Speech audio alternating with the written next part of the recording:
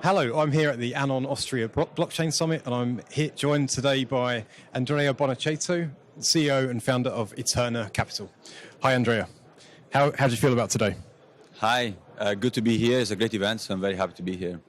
And what are you on the lookout for today? Is there anyone in particular you came to see or to speak to? I mean, today, to be honest, I'm just about, see how the event is, meet a few people. I'm speaking on a panel tomorrow. So today is just really about attending the event, watching a few presentations and networking. Okay. And so tell the viewers about Eterna Capital. What is it you do? Who is it you invest with? What sort of products do you work with? Yeah, so at Eterna Capital, we are a blockchain investment fund, meaning that we are an investment fund, but we invest in blockchain projects, both token and equity. The fund has been set up by myself and other 3 colleagues of mine. They used to work at BlackRock in London. And since then, we got some good coverage. We were featured in Bloomberg, in Forbes. We were actually featured among the top 3 funds operating in the space by Forbes. And I was recently listed at the under 30 list, Forbes under 30 list. Yeah. And we, as I said, invest in both tokens and equities. We've made 4 investments up to now. The investments are Algorand, Eder Hashgraph, and Definity, that are blockchain platforms, and a protocol called Origin Protocol. Yeah. And so it's an interesting time in the market at the moment, isn't it? We've had probably the longest bear market to date for Bitcoin and other cryptocurrencies as well. It's sunny outside today. The birds are tweeting. Signs of spring are there. How do you feel about that? What do you think is happening in the market? And what do you think is going to happen in the market?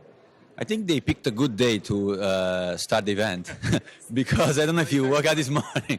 Yeah, Bitcoin was up by like 14%. In fact, I asked the organizer, is it because of the event in Vienna?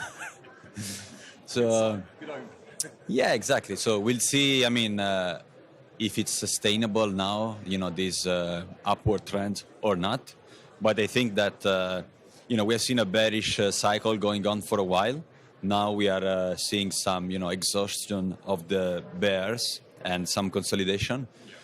We see a lot happening in the background in terms of big players investing in the infrastructures in the blockchain space, big players as well entering the custody, the cryptocurrency custody space. It's bearish from a price perspective, but it's very bullish on a technology perspective and in terms of who is getting in. So I'm very optimistic about the future outlook.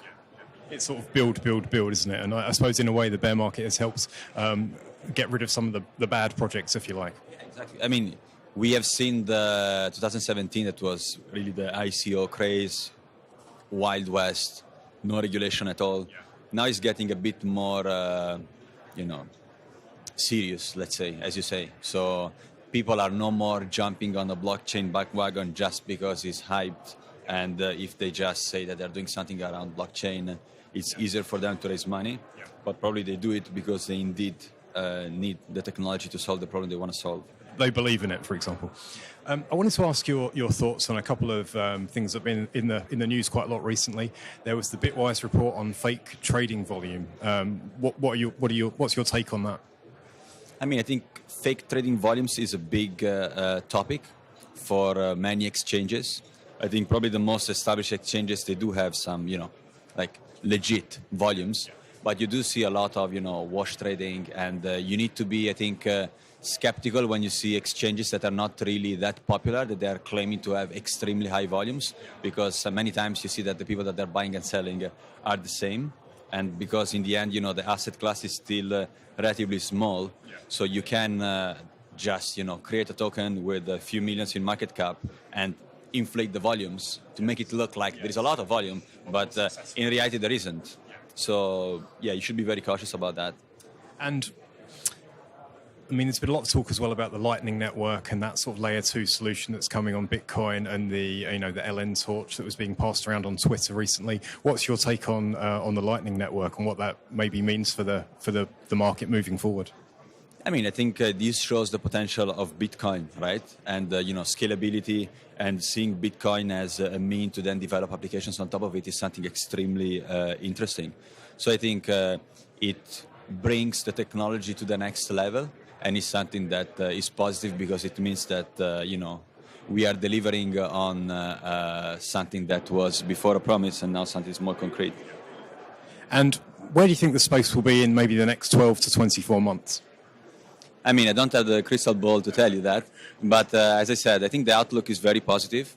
We are seeing consolidation now, and I'm optimistic, and I hope that more institutions will come into the space. Maybe not investing directly in cryptocurrencies or tokens, but even investing in equity of great blockchain businesses, because this gives a lot of legitimacy to them, and then slowly the infrastructure for them to get a direct exposure into the cryptocurrencies and token space will come out.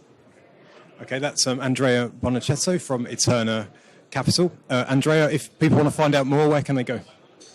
They can find me on LinkedIn, and as well they can have a look at our website. We have our email address shared there, so if there are any questions, feel free to reach out. Okay, as ever, like, comment, and subscribe below. Thanks very much. Cheers, Andrea. Thank you.